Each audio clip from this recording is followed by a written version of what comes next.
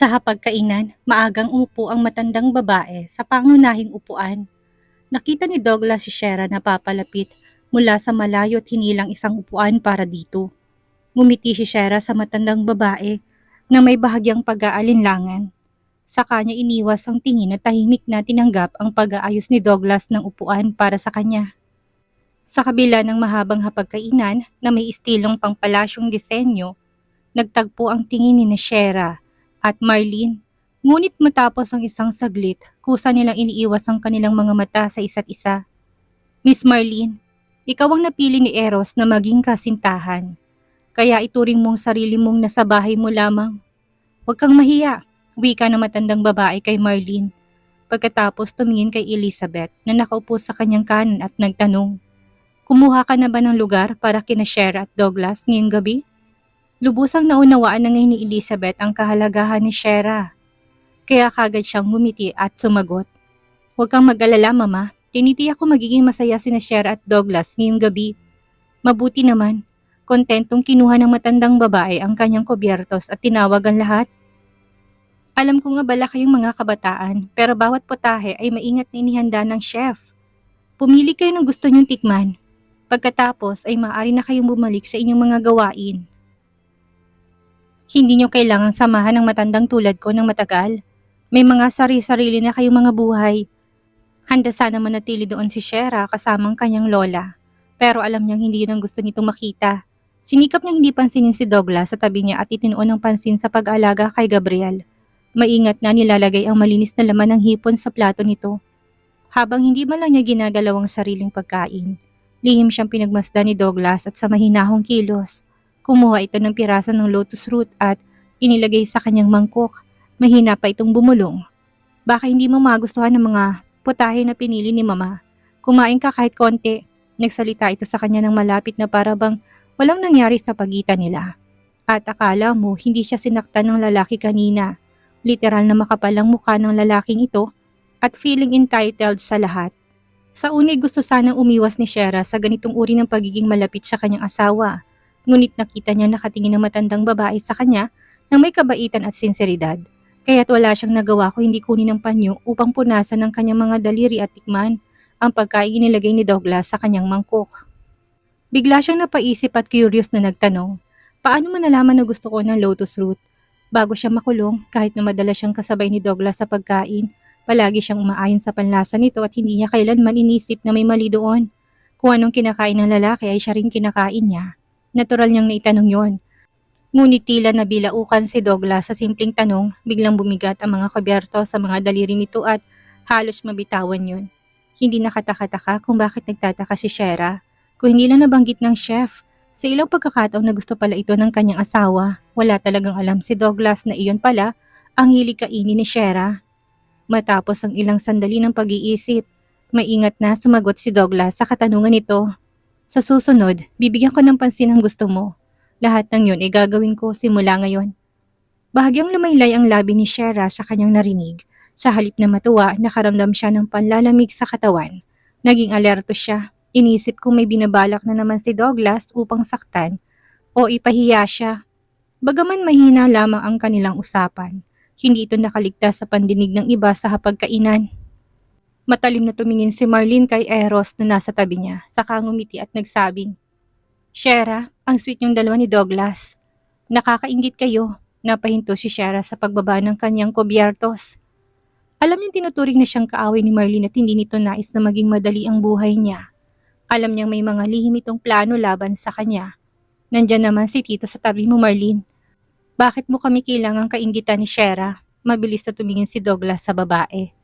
Napansin ang kakaibang tono nito, kaya matalinong binagong usapan. Hindi ko alam kung kailan kayo opisyal na magpapakasal, pero siguradong maghahanda kami ni Shera ng magarang regalo para sa inyo. Pinasasabik mo naman ako, pero sayang. Mas pinahahalagahan ni Eros ang kanyang karera kaysa sa akin. Malambing na nagreklamo si Marlene. Saka natural na ipinatong kamay niya sa balikat ni Marlene at marahang inalog ito na parang isang batang naglalambing. Eros, sikat din naman ako. Kung hindi ka magpapasya na makasyalan ako, baka sa ibang lalaki ko nagugulin ng buhay ko. Baka magsisi ka na lang kapag huli ng lahat bilang isang sosyalistang lumaki sa Amerika. Ang mga salita ni Marlene ay mapaglaro ngunit hindi bastos. Kahit ang matandang babae, hindi mapigilang matawa. Ikaw talagang bata ka. Napakatuso mo. Sumang-ayon din si Elizabeth at nagsabi ang ilang bagay upang palugurin si Marlene. Habang si Douglas ay natawa at nakisabay sa usapan. Sa sandaling yon, parehong masaya ang mga panauhin at ang mga may-ari ng bahay. Ngunit sa kabila ng masigla at masayang atmosfera, hindi man lang narinig ni Sherang kahit na isang salita. Sa gitna ng ingay, lihim niyang itinaas ang kanyang mga mata. Parang isang magnanakaw na palihim na sinisipat si Eros ng may kaba. Ngunit hindi siya nito pinansin. Ang manipis nitong labi bahagyang nakangiti habang walang pakialam na nakikipagbiruan kay Marlene at sa iba pa. Para bang may puwang na biglang nabakante sa puso niya. Mabilis niyang iniwas ang tingin at ang kamay niyang may hawak na kutsara ay bahagyang humigpit ang pagkakakapit. Bumaba ang kanyang mahabang pilikmata. Tinatakpan ng pait at pangungutya sa sarili sa kanyang mga mata. Ano pa ba ang inaasahan niya? Wala namang gusto sa kanya ang lalaking yon. Pagkatapos ng hapunan, naglaro sina Shera at Gabriel sa hardin habang hinihintay si Douglas na bumalik sa kanyang silid upang magpalit ng damit. May piring sa kanyang mga mata, nagpaikot-ikot siya sa gitna ng mga bulaklak. Ah, naririnig ko mga yapak mo. Mahuhuli na kita. Shera, ang laki mong bulag. Masayang sumisigaw si Gabriel. Mabilis na tumatakbo, kaliwat kanan upang umiwas sa mahigpit na depensa ni Shera. Habang tinatawanan ng kalaro, namuo ang butil ng pawis sa dulo ng ilong ni Shera at ang kanyang maganda at maputing muka ay nagkulay rosas. Matamang nakikinig siya sa pinakamaliit na tunog saka biglang sumugod sa isang direksyon. Ang lakas mong mang-asar ha? Huhulihin na kita ngayon. Ang unang bagay na nadama ng kanyang mahahabang daliri ay ang bahagyang malamig at malambot na tela. Biglang humintong tibok ng puso niya. Huli na para pigilan ng sarili, tumama siya sa matigas na dibdib ng lalaki. Agad niyang hinila pababa ang piring sa kanyang mga mata. Inunat ang isang daliri sa balikat ng lalaki upang makabalanse. Saka mabilis na tumayo at magalang na nagsabi, "Tito," bahagyang ipinikit ni Eros ang kanyang makikitid, ngunit kaakit-akit na mga mata.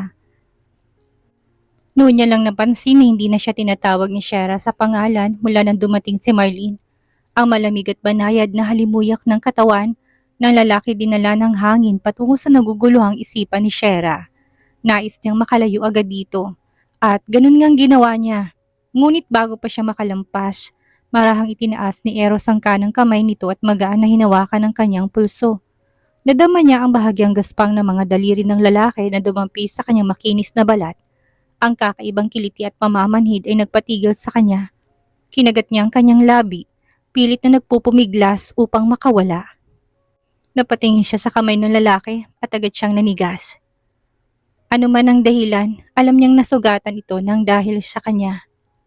Ikaw, bago pa matapos ni Eros ang sasabihin, biglang pumasok sa isip ni Sherang mabait na mukha ng matandang babae.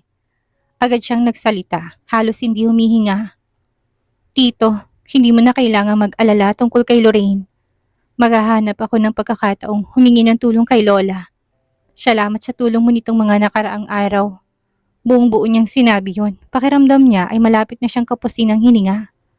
Ayaw niyang lumabas na parang isang pabago-bagong tao sa harap ni Eros. Ngunit kailanman hindi siya binigyan ng kapalaran ng maraming pagpipilian. Marahil kamumuhian siya nito dahil dito. Baka isipin ni Eros na wala siyang utang na loob. Bahagyang itinaas ni Eros ang kanyang kilay. Ibinaba ang tingin na tinitigan si Shera na ayaw siyang tignan. Ang kanyang mga mata at ekspresyon ay malanding dahil sa labis na pagiging magalang nito sa kanyang pananalita. Nag-iba ang tono ng pakikipag-usap ni Shera sa kanya. Bakit? Kinansela mo ang ating kasunduan?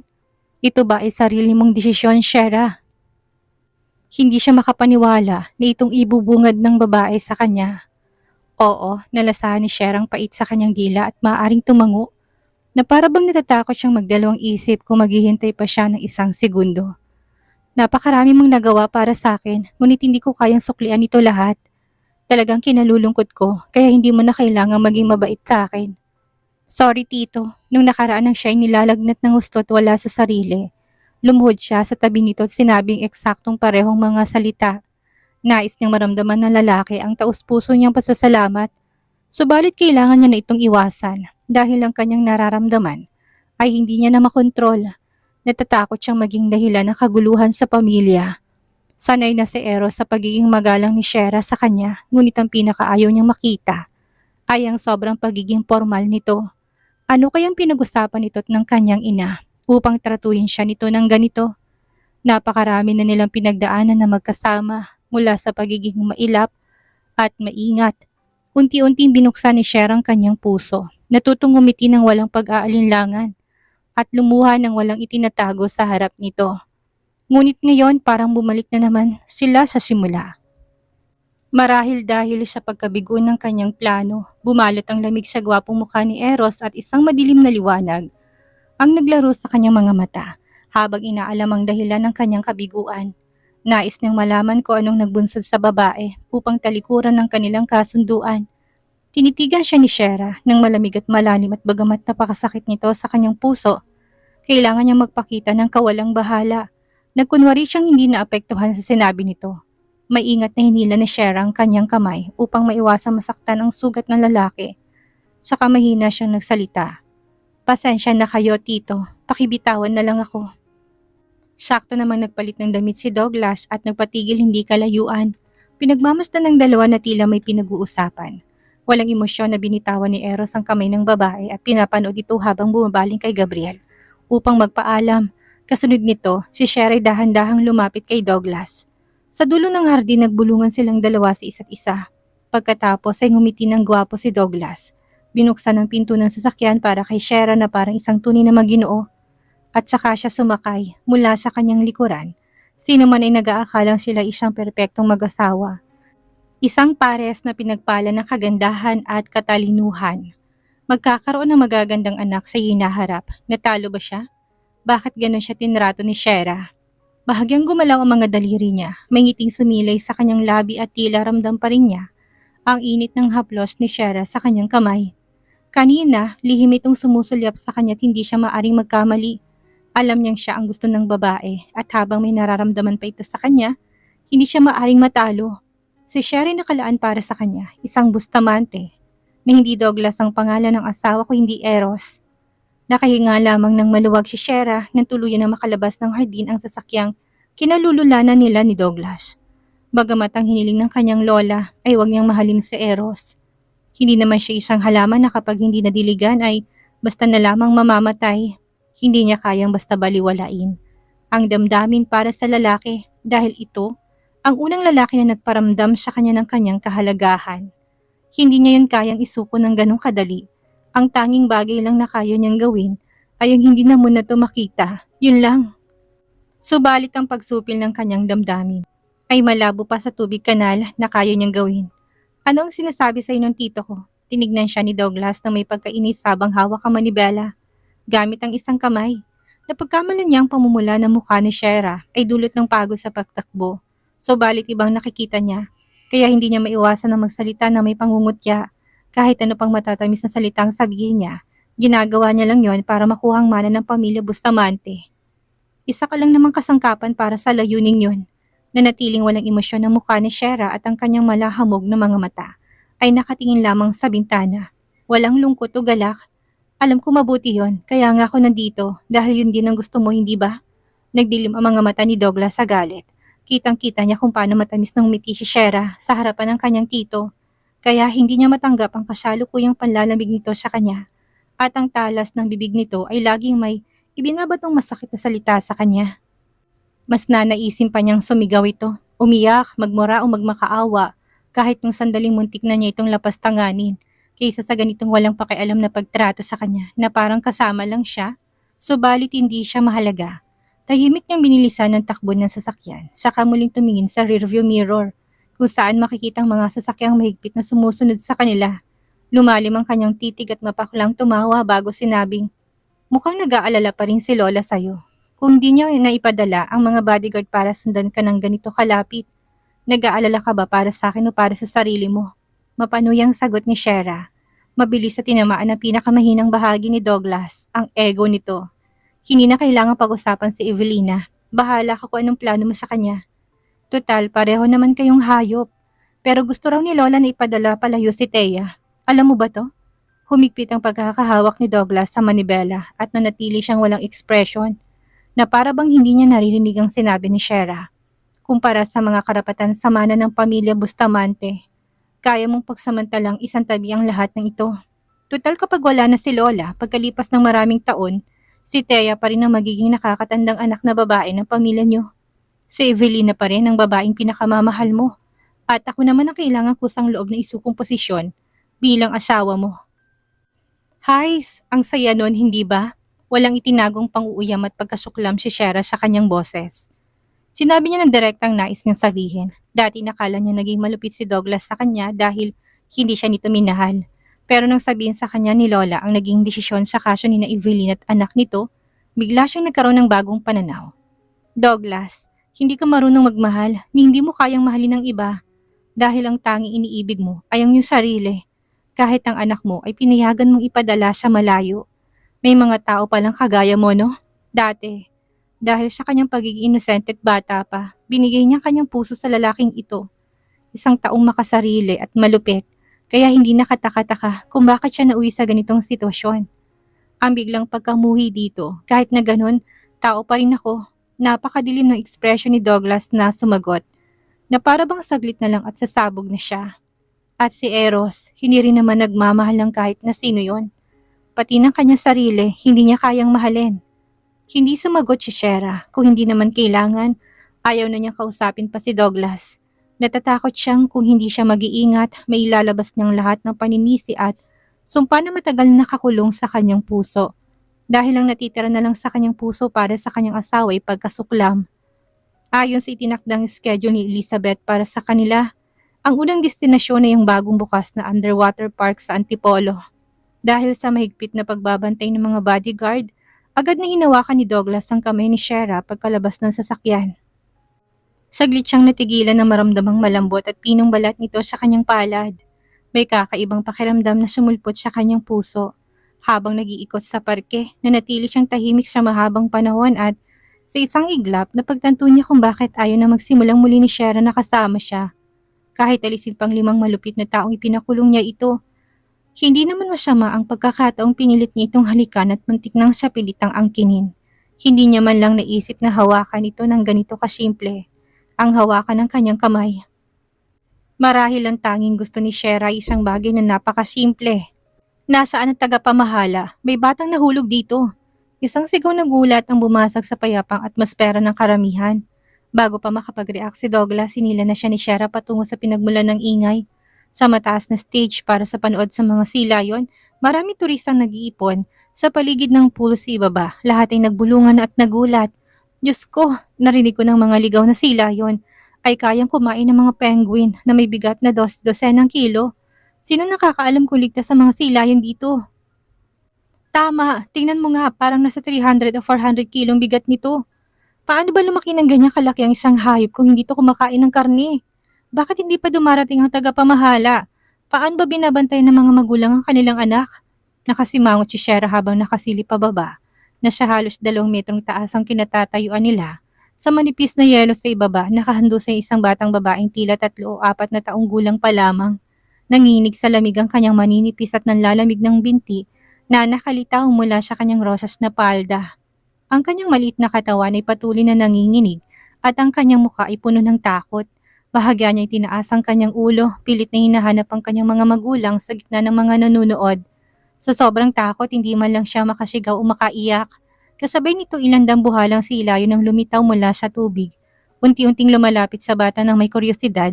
Ang nangunguna sa kanila ay bumuka ang bibig ng malaki at ang matutulis nitong ngipin ay nakakatakot tingnan. Madaling isipin ng isang kakilakilabot na eksena. Ano na lang ang mangyayari kung bigla nitong kagatin ng batang babae? Nang makita ito, sinamantala ni Shera ang pagkakataon upang silipin ang impormasyon para sa mga turista sa karatula. Upang magpalipas ng oras sa loob ng bilangguan, nakabasa siya ng ilang mga pagpapakilala tungkol sa mga hayop at may konting kaalaman tungkol sa mga katangian ng mga silayon. Sila'y karaniwang maamo, ngunit may matinding pakiramdam ng teritoryo. Mahilig din silang manindak ng mahina, ngunit natatakot sa malalakas. Hanggat hindi sila ginagalit, kadalasan na iniiwasan nilang mas malalaking nilalang. Naramdaman ni Douglas ang lamig sa kanyang mga palad at isang payat at maliit na figurang dumaan sa kanyang paningin. Kasabay ng sabay-sabay na hiyawan ng mga tao at bigla itong nawala sa kanyang tabi. Nalalaki ang kanyang mga mata sa gulat. Mahigpit na kumapit sa rehas at napatingin pababa. Eksaktong nakita niya kung paano lumapag ang magaan si Shera sa lupa. Halos hindi niya napansing napakunot ang kanyang noo. Shera, nasisiraan ka na ba ng bait? Tumayo si Shera at pinipilit ang kanyang bukong-bukong. Narinig niya ang galit sa tinig ni Douglas at napalingon siya dito na may pagtataka. Batay sa kanyang pagkakilala kay Douglas, ang lalaking ito ay nagpapakita lamang ng kanyang pinaka hindi kanais-nais at tunay na sarili sa harap niya. Maliban doon, lagi nito pinapanatiling halos perpektong itsura. Matalino, mahinahon at marangal. Kahit na anong sitwasyon, ganun ito. Kaya nito magpanggap na kalmado kung hindi siya tinanghal bilang good catch bachelor sa isang magazine sa Pilipinas. Bahagyang nanginig ang puso ni Douglas at hindi siya nangahas tumingin ng diretso sa napakalinaw na mga mata ni Shera. Ang babaeng yun ba isang bantay dito? Sa tingin ko, hindi. Paano magiging isang tagapangasiw ang isang taong nakabuong set ng Chanel? Kung ganun, paano siya nagkaroon ng lakas ng loob na bumaba dyan? Hindi na nakinig si Douglas sa bulong-bulungan ng mga tao. Mahigpit siyang tumitig kay Shera at sa kanyang nangingibabaw na presensya. Malamig niyang sinabi, "Tumahimik kayo, mga walang silbi." Agad na nagsitigil ng diskusyon ng mga tao. Bawat isa sa kanila ay naghanap ng sariling dahilan kung bakit hindi nila sinubukang iligtas ang bata. Ngunit sa parehong oras, nag-alala sila para kay Shera. Sa ilalim na nag-aalalang tingin ng karamihan, maingat na lumapit si Shera sa batang babae. At natuwa siyang nakasneakers siya ngayon. Naagaw din yung atensyon ng mga silayon, lalo ng pinuno nila, na huminto sa paggalaw at matamang tumitig kay Shera gamit ang kanyang maliliit na mata. Ang paraan ng kanyang pagtitig ay malayo sa kanyang cute na itsura. Ito ay malamig at mabangis. Tulad ng isang tunay na mabangis na hayop, mabilis na bumilis ang tibok ng puso ni Shera. Maingat siyang lumapit sa bata gamit ang malilit na galaw. Marahang hinilang laso sa palda ng bata at dahan-dahang nilapit ito sa kanya. Ang munting bata ay matalino at hindi sumigaw. Sa kabila ng takot at luha sa kanyang mga mata, ginamit niyang kanyang mga kamay at paa upang makipagtulungan kay Shera. Hanggang sa mahigpit siyang yumakap sa binti nito tuluyang humagulhol. Sa sandaling ito, muling nagpakita ng pagkabalisang pangkat ng mga silayon na tahimik na pinagmamasdan si Shera, matalim ang pagkakakunot ng noo ni Douglas. Habang pinapanood niyang unti-unting paglapit ng grupo ng mga silayon, hindi man lang kumukurap. Ang oras ay tila lumawak ng walang hanggan sa sandaling yon. Nang dahan-dahang lumapit si Shera sa gilid ng pool, walang pakialam si Douglas sa mga taong nanonood lang para sa saya. Tinulak niya siya palayo. Nang buhatin ni Shera ang bata, mabilis na inabot ni Douglas ang kanyang kamay, ngunit hindi para sa batang nanginginig. Malamig at walang awang sinabi niya, "Itapon mo siya. Hahatakin kita paakyat." Hindi pa huli ang lahat. Hindi inalis ni Shera ang kanyang paningin sa pinuno ng sea lions. Takot na takot siyang lumingon at mahina niyang sagot, "Hindi, mamamatay siya. Tigilan mong kahibangan mo. Wala akong pakialam kung mamatay siya." Sabi ni Douglas. Namumula ng mga mata ni Douglas at buong lakas niyang inabot ang kanyang mga kamay pababa. Makailang beses niyang sinubukan hanggang sa mahawakan niya ang kwelyo ng bata. At agad niya itong inihagi sa tunay ng mga magulang nito. Mga magulang na huli nang dumating at wala nang nagawa ko hindi umiyak. Sa sandaling yon ng pagkakaabala, sa wakas nagalit ang pinuno ng Sea Lions. Para sa kanya, para itong pagnanakaw ng pagkain sa harap mismo niya. Ipinadyak niya ang kanyang malalaking katawan at lalong lumapit kay Shera, dahilan upang pigilan ito ang kanyang paghinga upang maiwasan ang malansang amoy na dumaan sa kanyang muka.